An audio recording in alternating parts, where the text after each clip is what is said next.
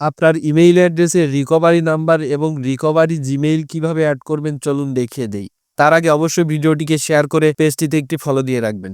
তো সর্বপ্রথম আপনারা আপনাদের ফোন থেকে জিমেইল অ্যাপের ভিতরে প্রবেশ করবেন। এখন এখান থেকে উপরে ম্যান অপশনে ক্লিক করবেন এবং আপনার ফোনে যদি অনেকগুলো জিমেইল লগইন থাকে তাহলে যে জিমেইলে রিকভারি নাম্বার এবং জিমেইল সেট করতে চাচ্ছেন সেটা সিলেক্ট করবেন এবং এখান থেকে ম্যানেজ ইওর গুগল অ্যাকাউন্ট এই অপশনে ক্লিক করবেন। এখন এখান থেকে আপনারা এই যে সিকিউরিটি অ্যান্ড সাইন ইন এই অপশনে একটি ক্লিক করবেন এবং এখান থেকে স্ক্রল করে নিচে চলে আসবেন এবং এখান থেকে রিকভারি নাম্বার এই অপশনে একটি ক্লিক করবেন। এখান থেকে অ্যাড রিকভারি ফোন এই অপশনে ক্লিক করবেন। কান্ট্রি এখান থেকে বাংলাদেশ সিলেক্ট করবেন এবং আপনি যে নাম্বারটি দিতে চাচ্ছেন সেই নাম্বারটি বসিয়ে দিবেন।